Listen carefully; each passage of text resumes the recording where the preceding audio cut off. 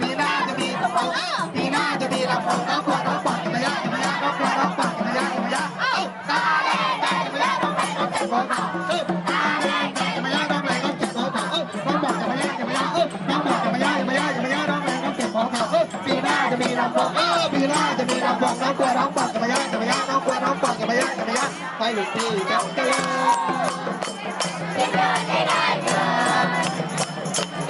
ย